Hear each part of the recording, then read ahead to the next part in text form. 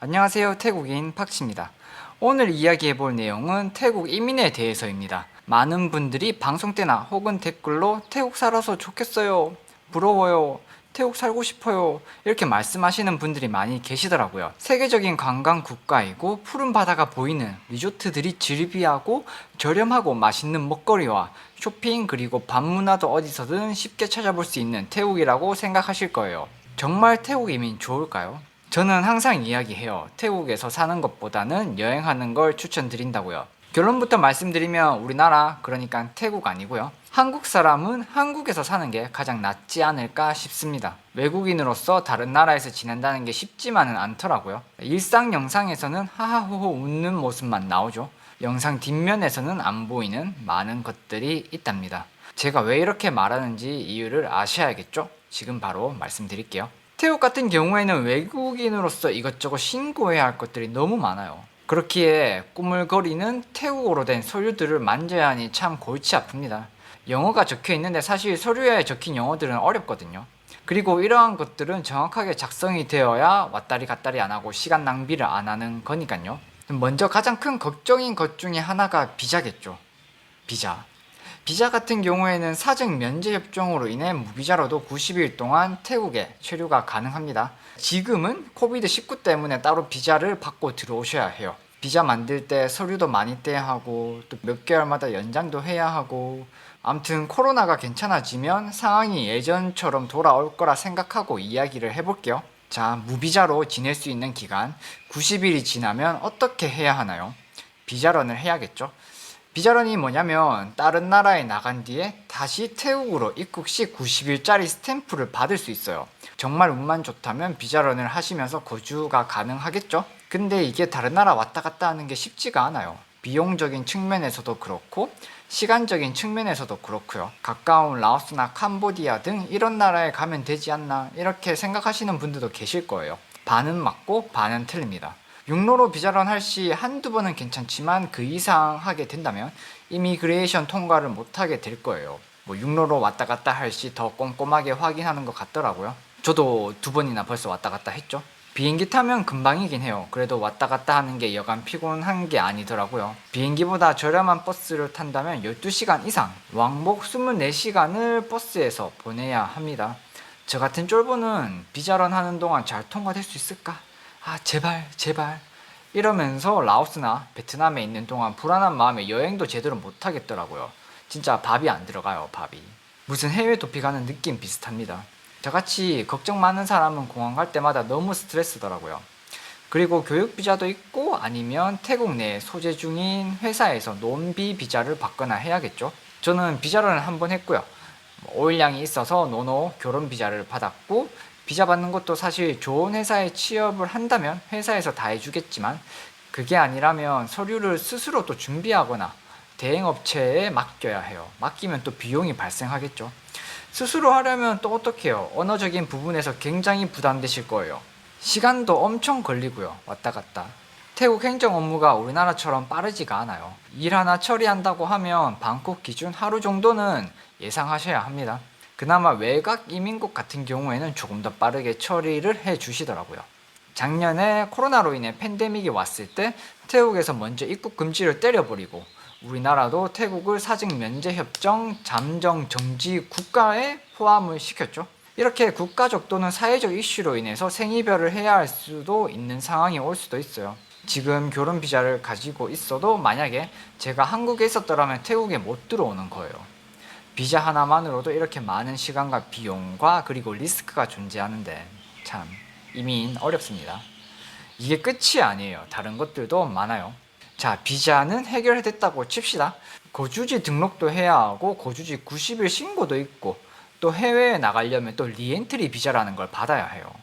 거주지 등록 같은 경우에는 해외에 나갔다가 오면 24시간 내로 바로 해야 한다는 규정이 있거든요.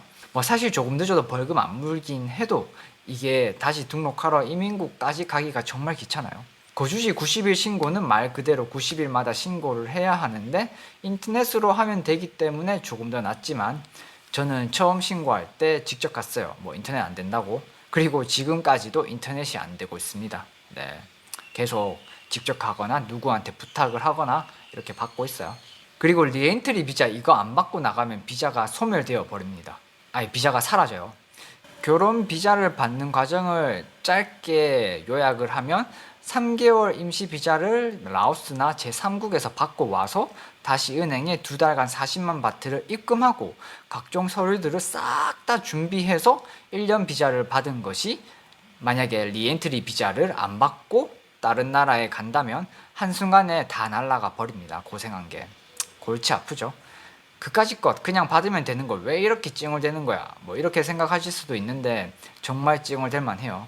이리저리 다니고 시간 다 뺏기고 날씨는 덥고 업무 처리 속도는 한국이랑 비교하면 너무 답답하고, 이러한 것들 때문에 오일양이랑 다퉜던 적도 있고요.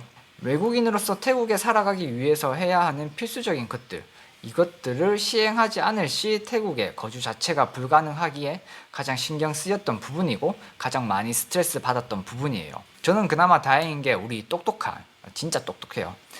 우리 똑똑한 오일양이 알아서 저 대신에 거의 다 처리를 해주었기에 망정이지, 한국인 혼자서 처리한다고 하면 끔찍합니다.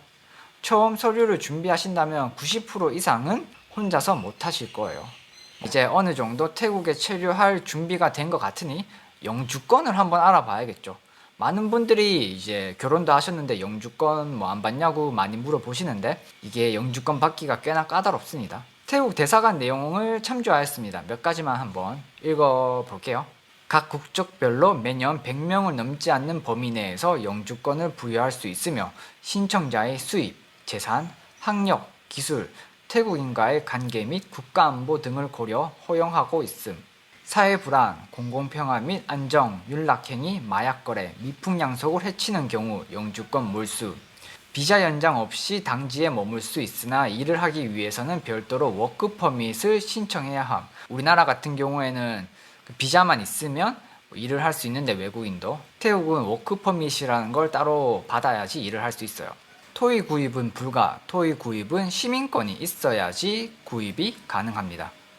시민권을 얻으려면 태국인과 똑같은 대우를 받겠지만 굳이 우리나라 국적을 포기하면서까지 태국 국적을 가져야 할 이유는 모르겠어요.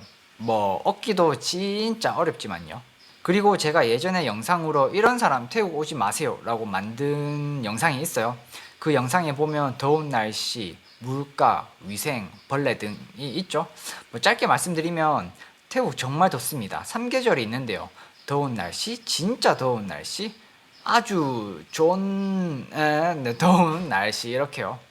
물가는 현지인처럼 생활한다면 저렴하게 지낼 수 있는데 도심지에서 한국과 똑같은 식생활을 한다면 만만치 않아요.